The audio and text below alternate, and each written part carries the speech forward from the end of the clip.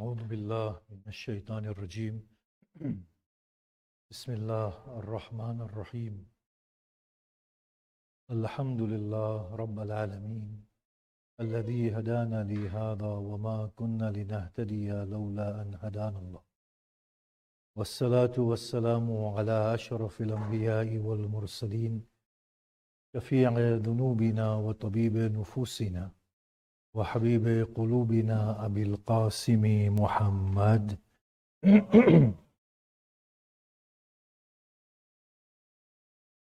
وآله الطيبين الطاهرين وأصحابه المنتجبين ومن تبعهم بإحسان إلى قيام يوم الدين بسم الله الرحمن الرحيم رب اشرح لي صدري ويسر لي أمري واحلل عقدة من لساني يفقه قولي أما بعد السلام عليكم جميعا ورحمة الله وبركاته. We thank Allah subhanahu wa ta'ala for allowing us yet again to witness this blessed month of Muharram and to revive our faith through the remembrance of our beloved Imam Hussein, and to find that much needed inner and outer direction that we need to have in order to lead productive, purposeful lives, and to meet with Allah subhanahu wa ta'ala in a way that He is pleased with us and we pleased with Him and His decree. As Adam just said, that these are continuation of the talks that were delivered 2 years ago, exploring the deeper mysteries of the Qur'an. In those talks we asked, and to an extent we went to a layer in our inquiry, that who is actually talking in the Qur'an, what is the nature of human existence, and the broader world that the Qur'an opens for us. There we addressed the issue of assumptions through which we read the Qur'an. Now this time round we will endeavor to go deeper than that. There are certain layers that we cannot explore, and it's obvious that we cannot, for I do not have the knowledge. And it is very dangerous. But nonetheless, it will be a journey that we will take in the next 10 days, which is intended to ignite curiosity, to make us want to revisit Qur'an and to see exactly what is happening, and that this world is not what we have assumed of it, nor is the hereafter, nor is our life what we think it is. It is a very deep story. You see, sometimes the truth is in plain sight, but due to our assumptions, we cannot see it. And I recall to mind that thing we stated last year. A philosopher said that when you see that creature flying, you will observe it, you will study it. Curiously, you will think through everything about it. But as soon as you feel you have understood it and you name it, the thing that is flying in the sky will never be seen. Your definition of it will be the only thing that you see. You will no longer observe it for what it is. Or a blind man who gains sight for a moment and sees different shades of colors. Their understanding of colors is very different to the one who is always accustomed to seeing color. They will be able to distinguish between slightest shades of red and green and blue that are not obvious to us because we have named them, we have defined them in contradiction to each other. Or a deaf person being given the ability to hear, they will find my voice melodious, unlike you. Right, you're not in the mood, are you? Salawat.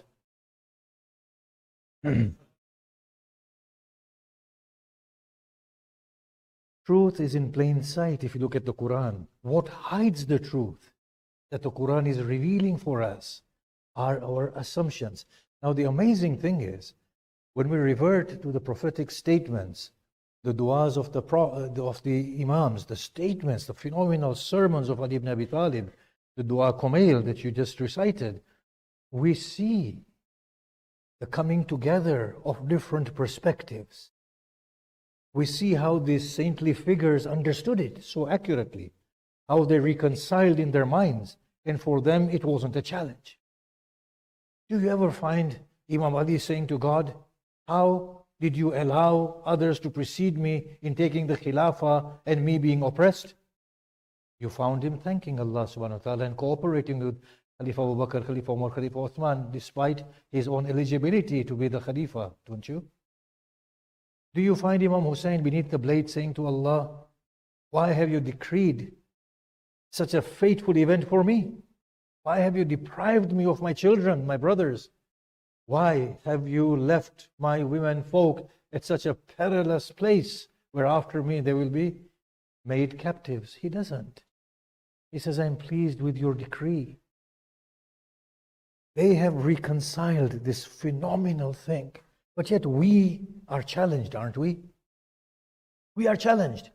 Allah, how can this and this happen to those people and the oppressors get off scot-free? Are we not challenged? Why am I ill?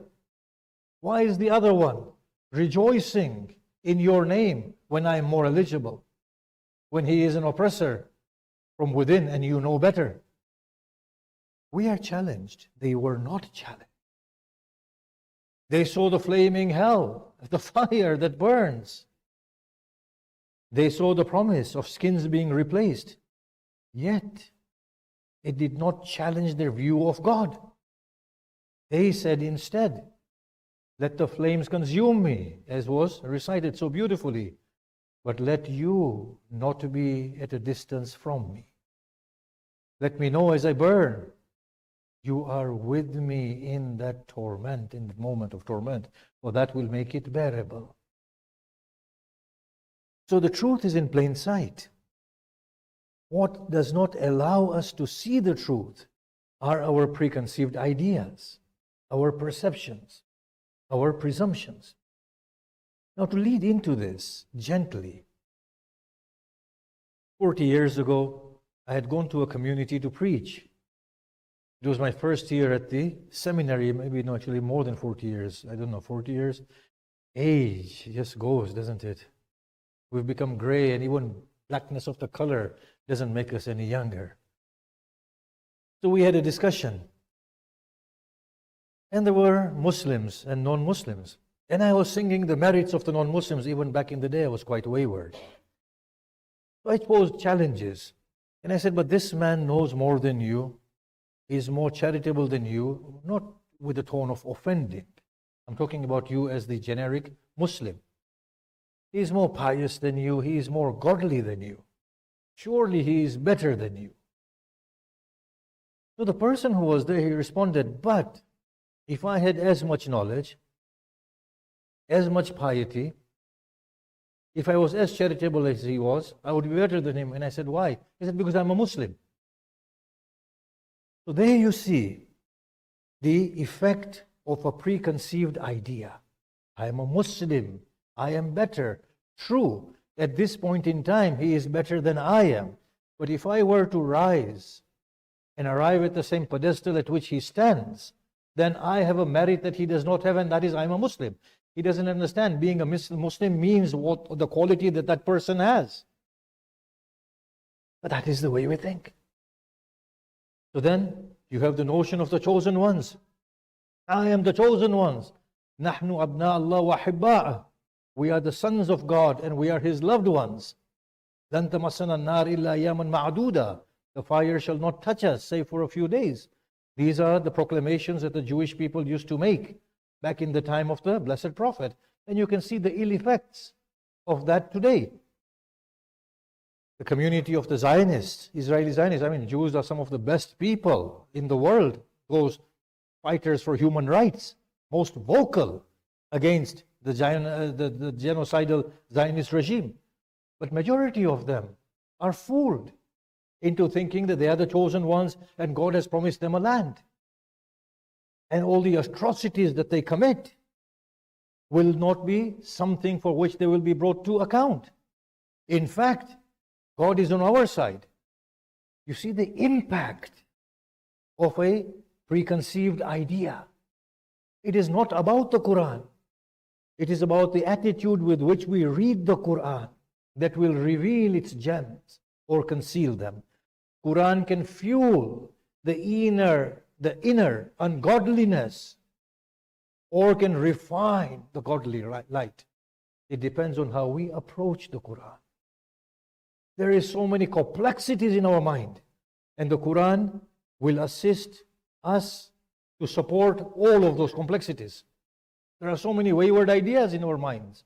The Qur'an will support all those wayward ideas.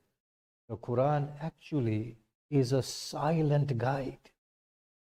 What gives it voice is the reader. The attitude of the reader will open the Qur'an to a layer befitting for the reader. يُضِلُّ بِهِ كَثِيرًا وَيَهْدِ بِهِ كَثِيرًا. Many are misguided by it, and many are guided through it. So now look at our Qur'an and our God with our assumption. In our madrasas, the children are taught how to do wudu. God is so stern that if you do not do wudu properly, your salat is not accepted and God will punish you. These children then grow up in a universe wherein God is very strict. As they grow up, they become teachers of madrasas. And when they teach, they then project that stern God. And then it takes a speaker to tell us that the God that you fear says in the beginning of his Quran, Bi-ism Allah, Ar-Rahman, Ar-Rahim. Maybe you've got it wrong here. Preachers then go and frighten us from fear of hell, from the fire of hell. Can you not see the struggle that ensues within? That people are caged, they are prisoned. They want God that is intuitive.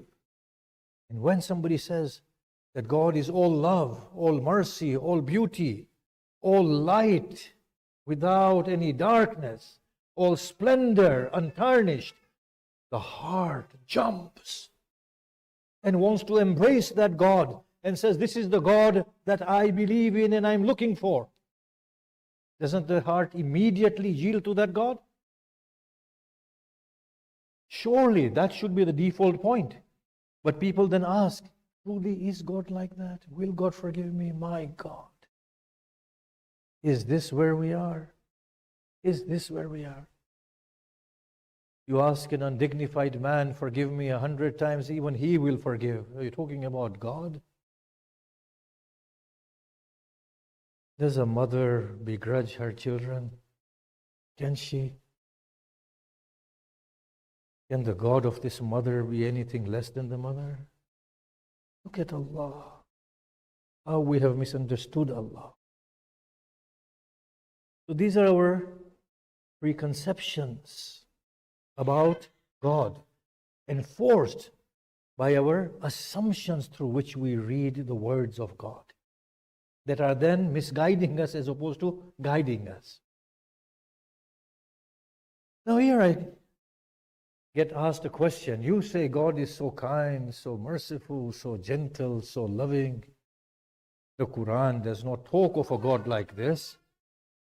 The Quran talks of a stern God, a God that punishes, a God that burns, a God who will burn and replace skin. You talk about a just God. I see an unjust God in the Quran. Beat the women. I'm going to read that verse later on,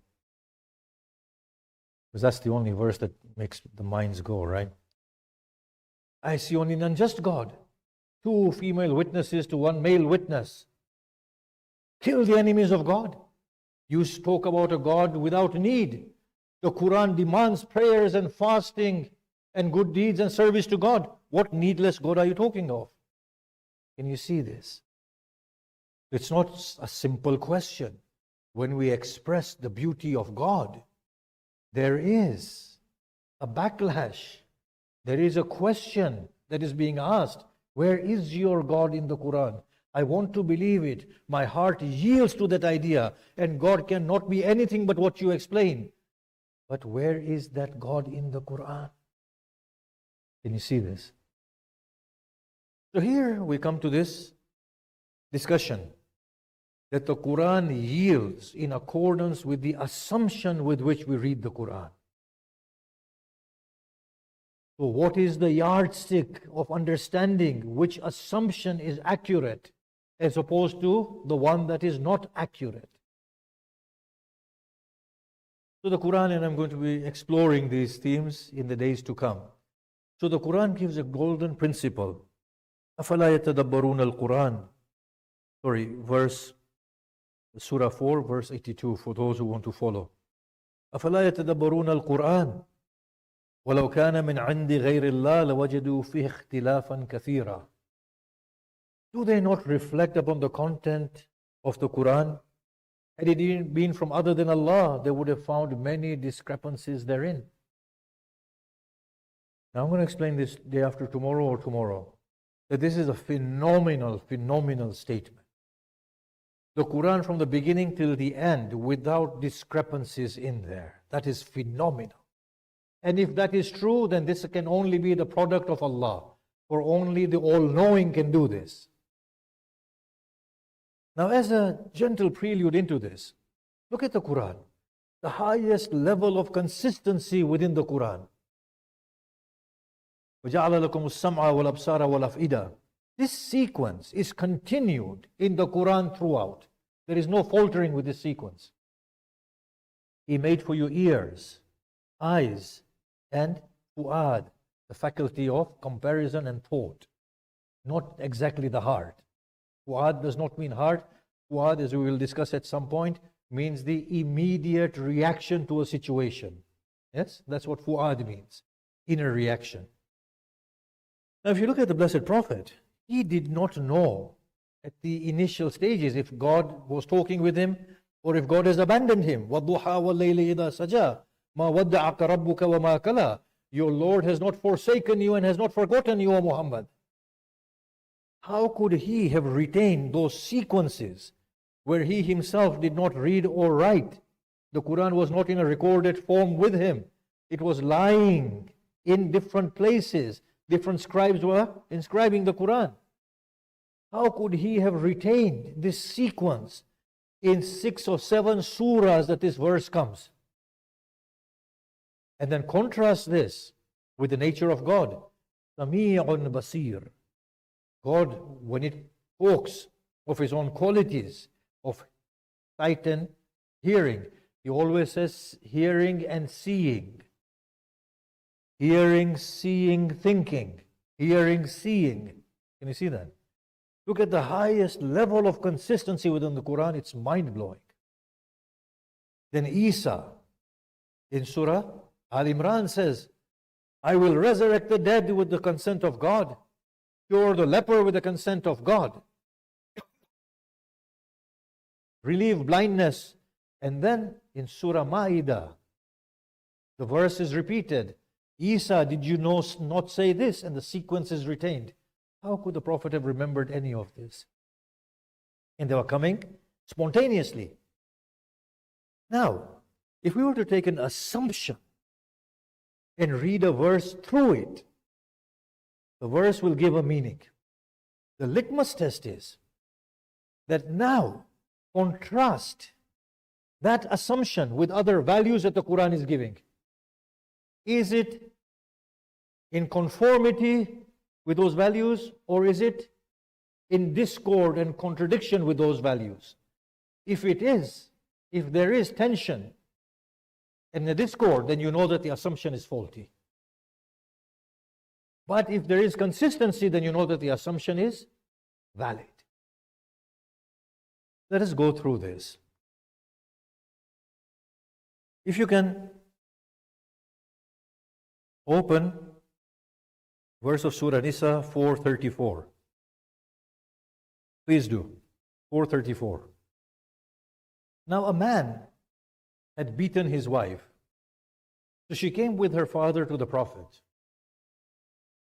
And she complained to the Prophet. The Prophet made a judgment. He said she should invoke the law of retaliation or legal retribution, that he should be punished in a like manner. Now that is the golden principle, justice, isn't it? He hit her, she has a right to hit him back or take monetary compensation, according to the laws of Qisas that had already been revealed. This is an egalitarian judgment. They were walking away out of the company of the Prophet, and Jibreel came with this verse. Look at the verse. الرجال قوامون على النساء. Men are governors of women. Now, I'm just loosely translating it, but the hard work has been done in papers if you want to read them. بما فضل الله بعضهم على بعض. Through the grace that God has given some over others, which we translate as existential merit. وبما أنفقوا من أموالهم.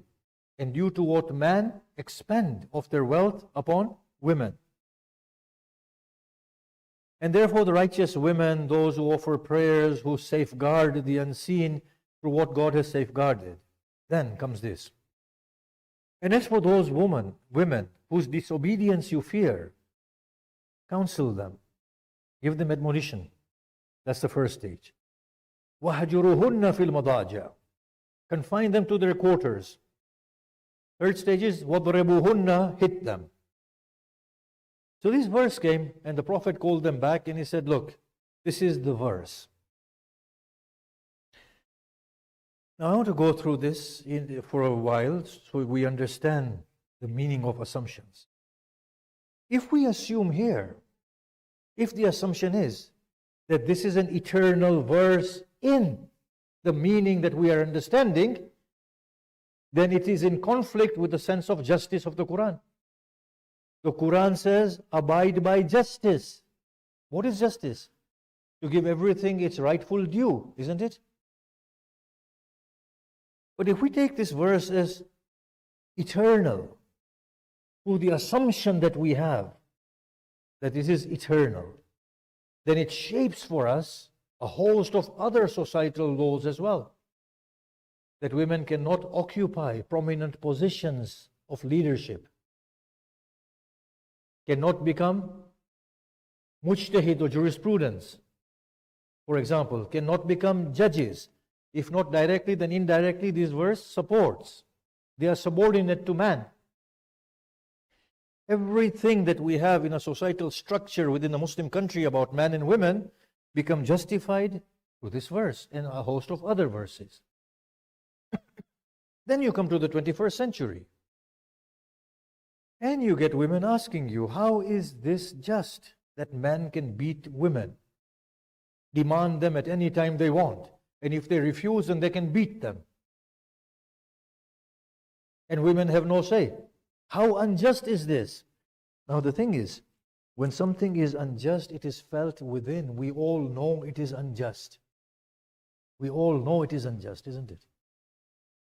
Now let's look at this. So we are seeing that the assumption with which we read the verse, that it is an eternal reading, is a false assumption.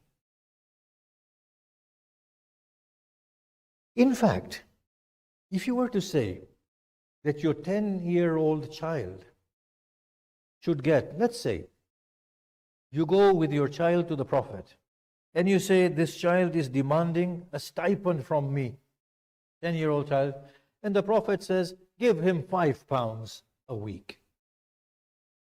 Now that child becomes 20 years old, and you will still give him £5. And the child will say, this is unfair. I have so many more needs. No, but the Prophet said, give you £5. And that's an eternal law. So the problem here is that the Qur'an, as an immediate source of guidance, was giving a law befitting that immediate context. That in the context in which a man and woman are existing now, where man are defending them, providing for them, then man in return have these rights. Can you see that? So the verse, بِمَا فَضَّلَ اللَّهُ بَعْضُهُمْ عَلَى بَعْضٍ, through the grace that God has given some as opposed to the others, that grace was unequal at that point. And therefore, although the judgment of the Prophet was an egalitarian judgment of equality, The Quran came and tweaked it into an equitable judgment that each one is owed to different degrees. Now, the question comes, what if that fadl of Allah becomes equal with both genders? That existential merit. So think about it. Back in the day, women would not fight wars, would not earn. In today's world, women can fight wars. They can fly planes. They can use guns. Now, God forbid anybody fights. I'm just giving you an example. They can fly drones with their minds, whatever. They can earn. They don't need to till the land. They can just go on e-commerce and earn as much as a man can earn. So here, we are seeing women now going to universities, accomplishing their intellectual potential as much as a man can. Now, with parity in their existential aptitudes, and the grace of God has become equal. Now, when we read this verse, what will we say? The assumption now is that when there is parity between the genders, then what? So we will say this verse is only revealing to us that accord rights in accordance with their existential aptitude. So if today a woman is providing, then she has the right to divorce as well. Why not?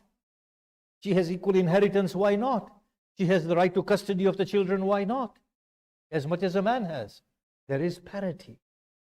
In those regions of the world where the equation is still like the former equation of the Quran, then yes, this verse can very well work. So the assumption enforces a reading within our mind and understanding. So in that way, the Quran is silent. Our assumptions shape the meaning of the Quran. Let us take another example. If the assumption is false, the assumption through which we read the verse, then we will need to chop and change the literal meanings of the Quran to the assumption. Whereas when the Quran revealed, the Blessed Prophet and his community were reading them literally.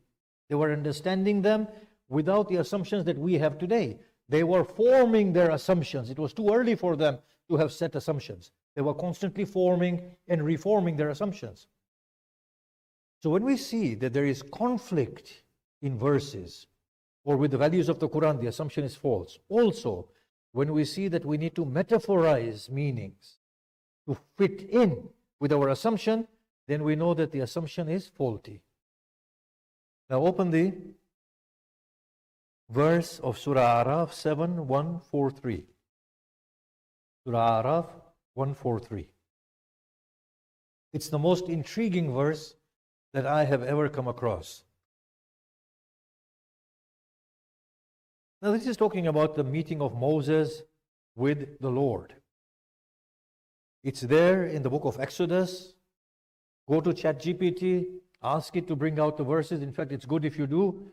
In the next few days, we are going to be working on it a bit more thoroughly.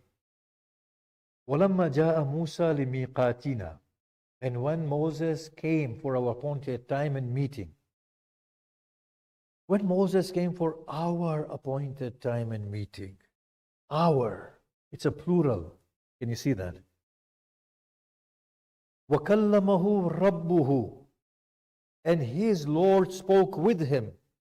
Now, is his Lord someone other than us and our? Is he a different one? Is the we narrating of the Lord? All these questions are there. But we can't see it because we simply work through an assumption.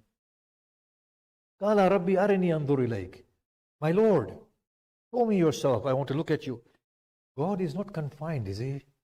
Who knows that more than Moses? Who knows more than Moses that God cannot be seen? Do you think you can go and ask God to show you his face? Do you think Moses didn't know that much? Moses didn't know that much? Lord, show me, I want to see you. You see, our assumptions are not letting us read things accurately. قَالَ لَن تَرَانِي. He said, you will never see me.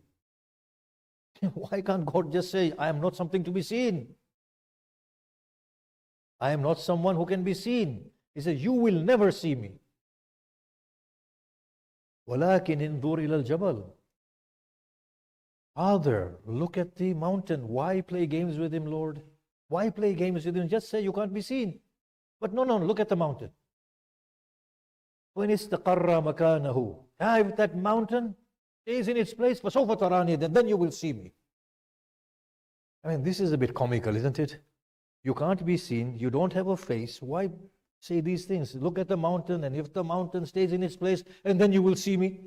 Anyway. فَلَمَّا تَجَلَّى رَبُّهُ لِلْجَبَلِ جَعَلَهُ دَكَّةً. And when his Lord appeared to the mountain, he made it crumble. وَخَرَّ مُوسَى سَعِقًا. And Moses fell unconscious. Now our reading is through the assumption that the Qur'an is the word of God, which it is, and we will go out and show that tomorrow, I think.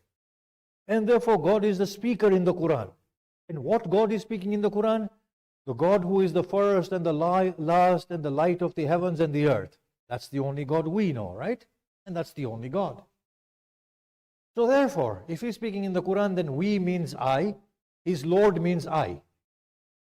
Can you see that? We will have to reinterpret to mean I when God came to my meeting. Right? And when his Lord spoke with him, when I spoke with him. And when he asked his Lord and when he asked me, let me see you. His Lord said means I said you can't see me.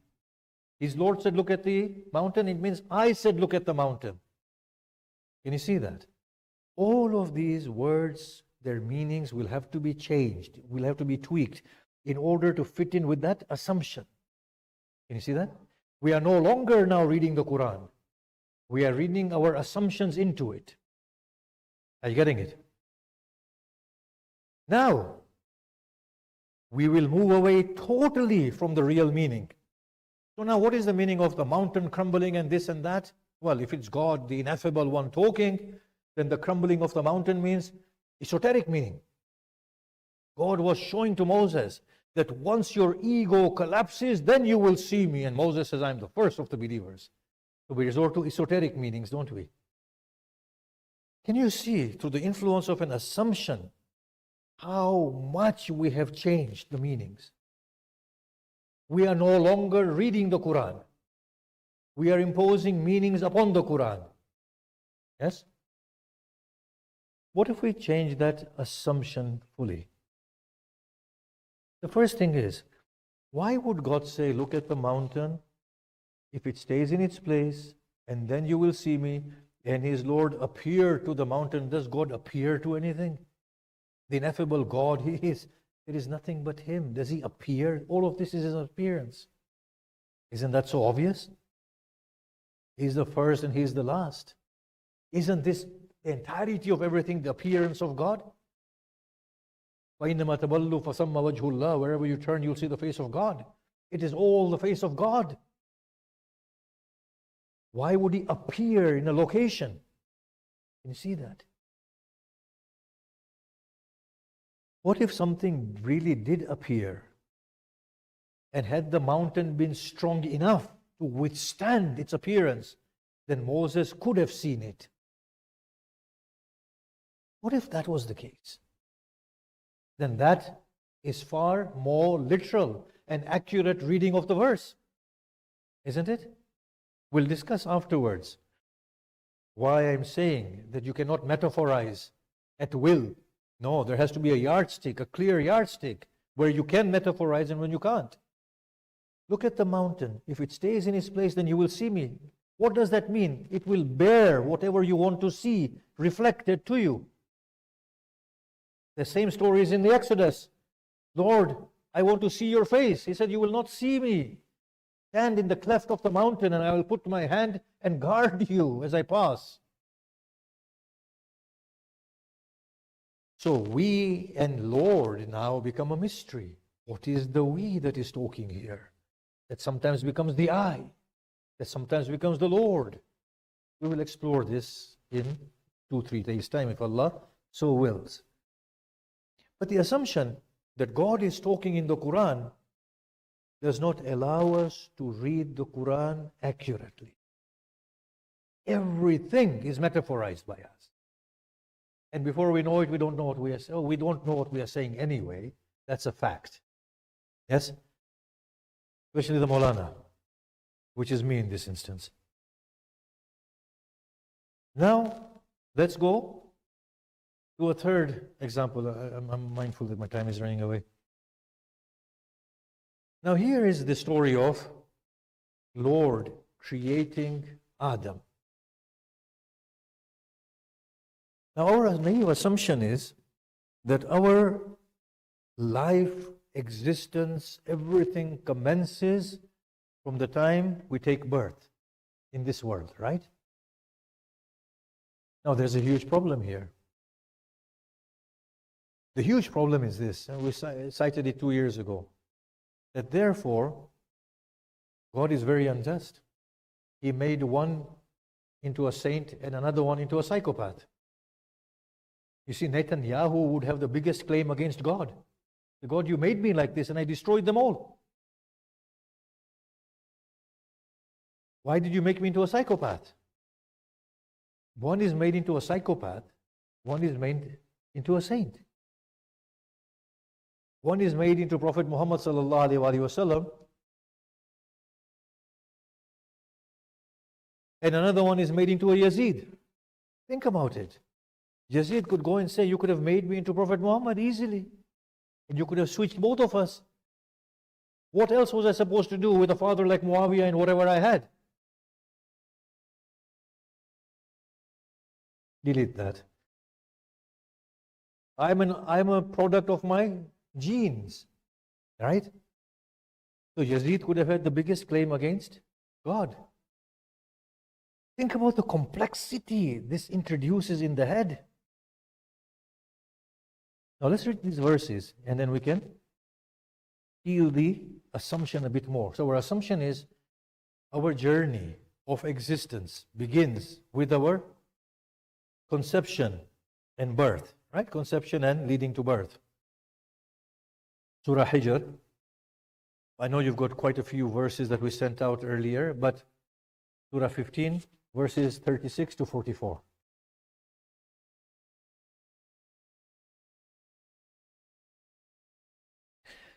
So God fashions Adam from sounding potter's clay. Those are the descriptions. And says to the angels, prostrate. They do. Iblis doesn't. There's a discussion between Lord and Iblis. Why not? Because I'm better, I'm from fire, whatever. Get out from here and whatnot. Then after that, there is a discussion. He says, Qala, Rabbi fanzirni la yawmi yub'athun. Lord, allow me respite to the day in which they will be resurrected. Adam and his progeny. Qala fa innaka minal mundarin. You are offered respite. Ila yawmil waqtil ma'loom. To a appointed time. Qala, Iblis said, Rabbi bima aghwaytani la uzayyinanna lahum fil ard wa la ughwiyannahum ajma'in. My Lord, by the deception through which you have deceived me, I will tempt them in the earth.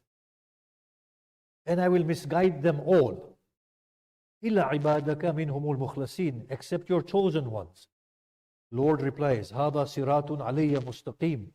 This is the path leading to me straight. Inna ibadi laysa laka alayhim sultan. My creatures, you have no authority upon them. Illa man ittaba'aka min al-ghawin. Except for those of the deviant that follow you. Then the Lord says, Inna jahannama la maw'iduhum ajma'in. Hell is the resting place for them all. Laha sab'atu abwab.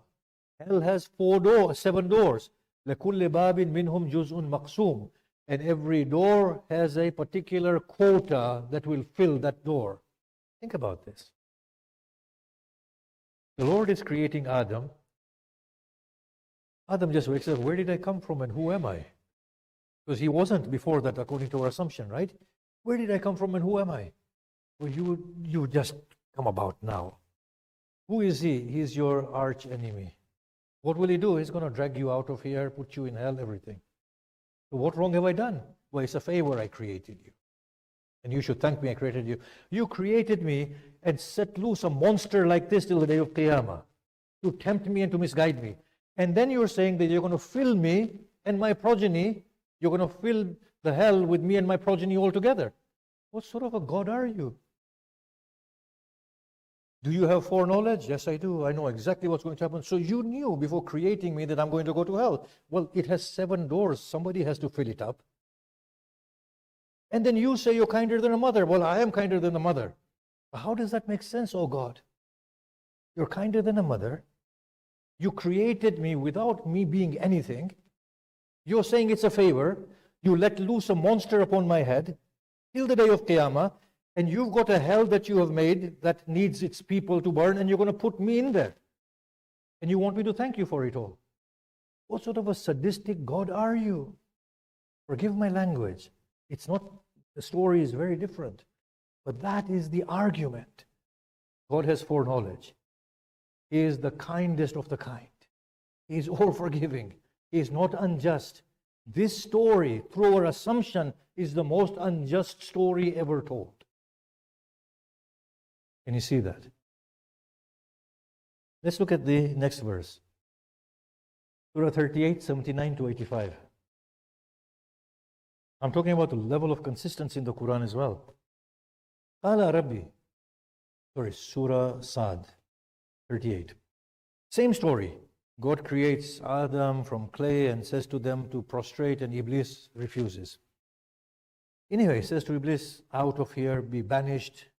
Upon you is a curse. And by the way, the meaning of curse as well, maybe we can discuss at a later stage. Iblis turns to the Lord and says, Qala Rabbi fa'andirni ila yawmi yub'athun. Lord, offer me respite to the day in which you raised them. Qala innaka fa innaka minal munzarin. You are the one who will be spared. Ila yawmil waqtil ma'lum. To an appointed time. Same repetition of the same verses. Qala fa bi'izzatik. Look at how Iblis speaks. I swear by your might, my God.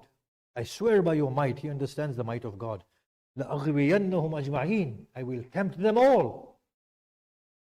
إِلَّا عِبَادَكَ مِنْهُمُ الْمُخْلَصِينَ. Except for your chosen servants. Then the Lord responds, فَالْحَقِّ وَالْحَقِّ أَقُولُ. Then that is the truth, and the truth I speak. He says that is the truth. You have spoken the truth, that you will misguide them all. And the truth I also speak. I.e., God is giving His word. لَأَمْلَأَنَّ جَهَنَّمَ مِنْكَ وَمِمَّنِ اتَّبَعَكَ مِنْهُمْ أَجْمَعِينَ. I will fill the hell with you, and whoever amongst them follows you. Now look at that. The word is already being given. The word is already being given. That I will fill hell with you and all of them who will follow you. And God, who has foreknowledge, knows He's going to fill hell. He's supposed to be unjust and kinder than the kindest mother. How can you reconcile between the two? It doesn't make sense, does it? So therefore, the assumption is faulty. Our assumption that the initiation of our existence is from this world is a false assumption. Look at one more verse before we go and rectify that assumption. Or present a more plausible one. Surah Araf, Surah 7, verse 179.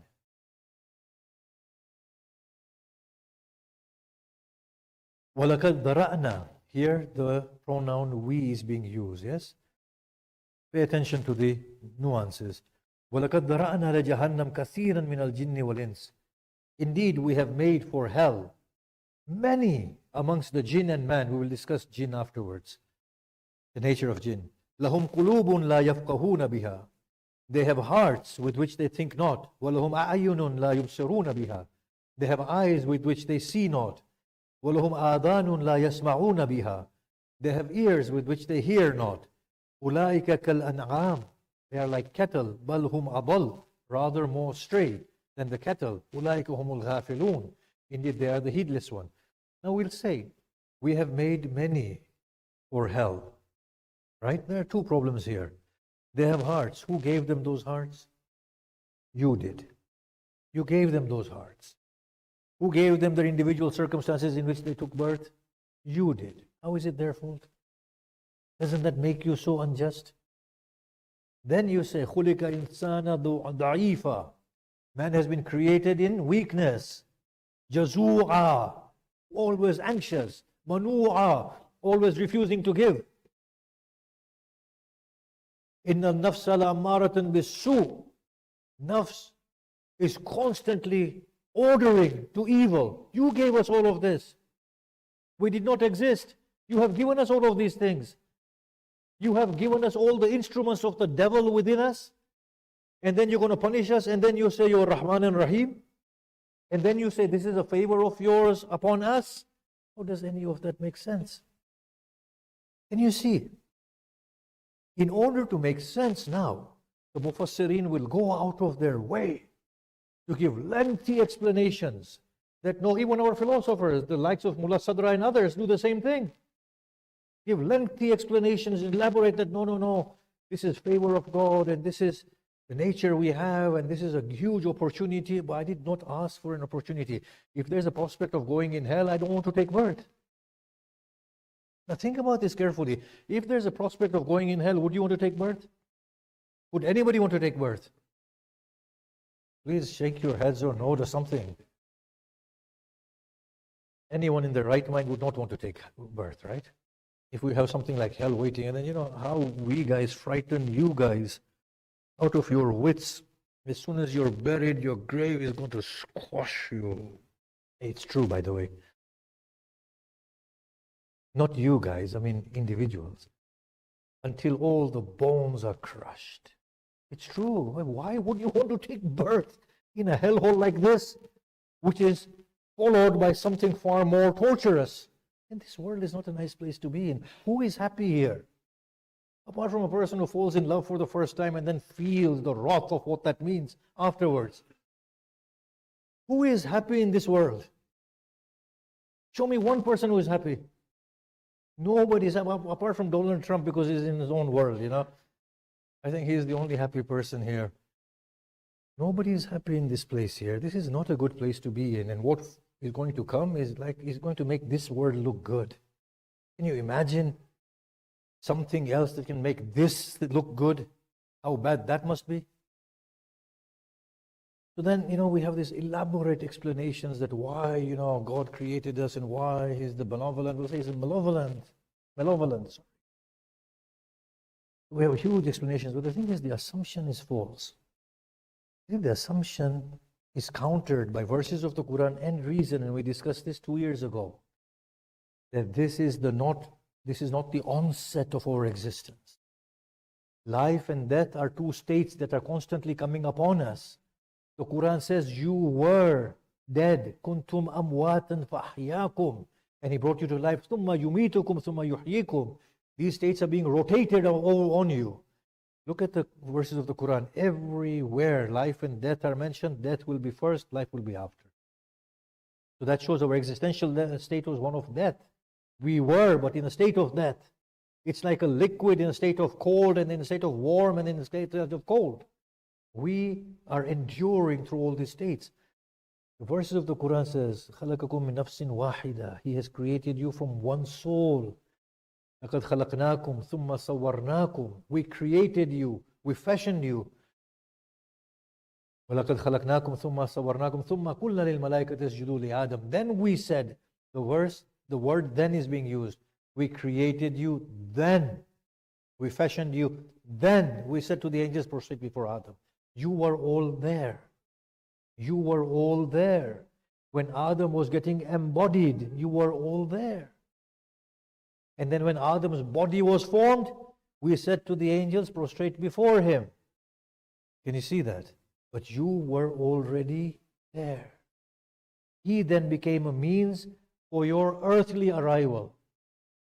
فَخَلَقَ مِنْهَا زَوْجَهَا وَبَثَّ مِنْهُمَا رِجَالًا كَثِيرًا وَنِسَاءً.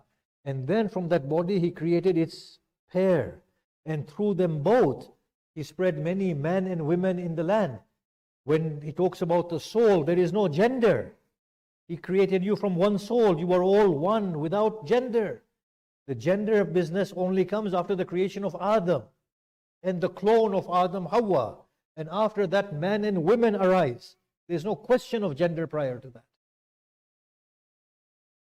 So there is a world before this world. Now, if we can understand that our assumption is false, and if we can present a counter assumption that we have already existed prior to coming here, and we must have done things there that is determining our status is here, then that makes perfect sense. Because whatever we do here will determine our status in the next world. Hasn't the Prophet said that you will take birth in the next world in the forms that your souls have acquired?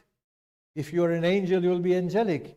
If you're a demon, you will be demonic. If you have the form of one of the beasts and the animals, then you will arise in the form of that beast or an animal. You will see ants crawling on the day of Qiyamah.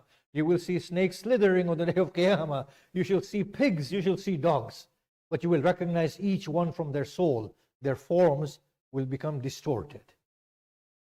So if this world, whatever we are doing here, has a direct impact on our aptitudes and our states in the next world, then obviously the world that's gone before this has its impact on this world. That's one explanation. It's not the only one. The other one is that we have chosen our circumstances to see how best we can bring out the godliness through the testing, trying circumstances. But look at those who had found their God, like our Hussein ibn Ali. The spirit of defiance. By Allah, he says in his battle on the day of Ashura, you will never face one like me. They turned to him and they said, there is nothing left in you. Your breaths are constricted. Your blood has flown from your wounds. Your heart is torn. Surrender to the blade. Nay, you will never face one like me. I will not surrender.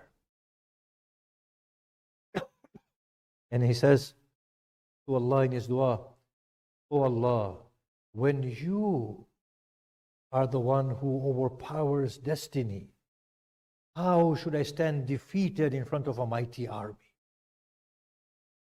With you by my side. Look at that spirit of defiance he has through Allah subhanahu wa ta'ala. Look at that understanding he has of God. Look at the way in which he gives himself so beautifully to God. These are the people in whose soul the light of God breathes, who have actualized their beauty, their godliness, and this is what they become. Fearless, gallant, defiant, spiritual, beautiful. When Walid calls Imam Hussein for the bay'ah, Imam Hussein said, Mithli la yubaya'u mithla. The likes of me cannot pledge allegiance to the likes of him, meaning the likes of Yazid. In another place he says, if Islam has become inflicted with a leader like Yazid, then upon this Islam I bid my farewell. We find this description, and in all likelihood, it is not accurate, but it depicts the sentiment of the time. That Imam Hussein was preparing to leave. He sits upon a chair. The Hashimis circle him. The camels are brought. The carriages are set. At that point, there is a cry, O sons of Hashim, lower your gazes. As they lowered their gazes, the reporter said, I saw a majestic being appear with a lofty stature, bearing the majesty of kings upon his face. He accompanied 2 women. He knelt and allowed the women to ascend within their carriages. I said, who is he? I was told this is Abbas ibn Ali. Who are they? They are the daughters of Ali, Zainab and Kulthum. Now Zainab is assisted into her carriage by the lion of Ali. And then we come to the 11th of Muharram. Ascend the camel, O Zainab. Inadvertently she turns to the Euphrates. Where are you, O Abbas, on this day?